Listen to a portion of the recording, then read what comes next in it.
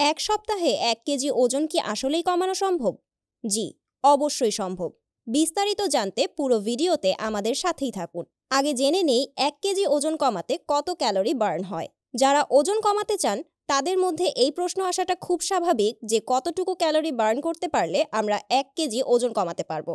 ১ KG ওজন কমানোর জন্য আমাদের মোটামুটি ৭৭০০ ক্যালোরি কম গ্রহণ করতে হবে অথবা বার্ন করতে হবে।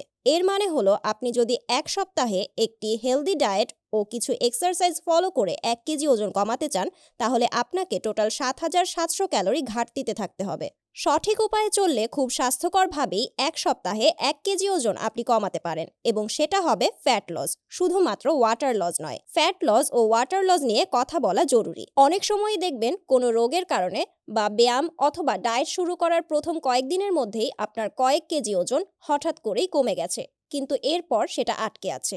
ধরুন আপনি ৭০ কেজি ওজনে থাকা অবস্থায় ডায়েট শুরু করেছেন, প্রথম ১-২ সপ্তাহের মধ্যে আপনার ওজন হঠাৎ কয়েক কেজি কমে ৬৫ হয়ে গেল, কিন্তু এরপর আর ওজন কমছেই না, ৬৫তেই আটকে আছে।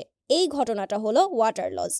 কিন্তু আপনি যখন ক্যালোরি ঘাটতিতে আছেন তখন ওজন খুব ধীরে ধীরে কমবে, কারণ আপনি কোনো ক্র্যাশ ডায়েট ফলো করছেন না এবং এটা টেকসই হবে কারণ আপনার অভ্যেসের মধ্যেই তখন আপনার ডায়েট চলে এসেছে। একই সাথে পুষ্টিরও কোনো কমতি থাকবে না। তাই যদি আপনার কোনো বিশেষ উপলক্ষ না থাকে তাহলে ক্র্যাশ ডায়েট না করে ফ্যাট লসের দিকে যাওয়া ভালো একটি উপায় হবে। আবারও ফিরে আসি এক সপ্তাহে ১ কেজি ওজন কমানোর সম্ভাবনাতে। শারীরিক গড়ন বা গঠন আলাদা হলেও ফ্যাট লসের ক্ষেত্রে কয়েকটা ফ্যাক্টর সবার জন্য সমান। এগুলো হলো শুরুর ওজন, অ্যাক্টিভিটি লেভেল, পুষ্টির পরিমাণ, ঘুম, হরমোনাল ফ্ল্যাকচুয়েশন। এই ব্যাপারগুলোকে মাথায় রেখে যদি আপনার ডায়েট প্ল্যান এবং এক্সারসাইজ সাজান তাহলে সেক্ষেত্রে এক সপ্তাহে খুব স্বাস্থ্যকরভাবেই ৭৭০০ ক্যালোরি বার্ন করা সম্ভব এবং ১ কেজি ওজনও কমানো সম্ভব। কিভাবে ওজন কমানোর সময়ও পুষ্টি নিশ্চিত করতে পারবেন? ওজন কমানো মানে পুষ্টি কমানো না। এই বিষয়টা ওজন কমানোর সময় মাথায় রাখতে হবে খুব ভালোভাবে। না হলে দেখা যাবে পুষ্টির অভাবে শরীর দুর্বল হয়ে যাচ্ছে, মানসিক সমস্যা হচ্ছে এবং কয়েক দিনের মধ্যে আপনার ওজন কমানোর মিশন থেমে যাচ্ছে। কিভাবে নিশ্চিত করবেন পুষ্টির প্রাপ্যতা? প্রচুর পানি পান করুন। যদি হুট করে খিদে পায় আগে ১ গ্লাস ভরে পানি পান করে নিন। অনেক সময় দেখা যায় এটা শুধুই তৃষ্ণা ছিল। আধ ঘন্টা অপেক্ষা করার পরেও যদি খিদে পায় একটু মৌসুমী ফল খেয়ে নিন। সময় নিয়ে আস্তে আস্তে খাবার খান। গবেষণা বলছে খাওয়ার সময় যখন আমরা সময় নিয়ে চিবিয়ে পুরো খাবারটা খাই তখন মস্তিষ্ক সিগন্যাল পায় যে অনেক বেশি খাওয়া হয়েছে এবং পেট বেশিক্ষণ ভরা থাকে, যদিও আপনি হয়তো খাবারের পরিমাণ বাড়াননি। ফাইবার সমৃদ্ধ খাবার খান। ফাইবার বেশ কাজের একটি উপাদান যখন আপনি ওজন কমাতে চাচ্ছেন। ফাইবার অনেক সময় পর্যন্ত পেট ভরা রাখে এবং এতে ক্যালোরি কম থাকে।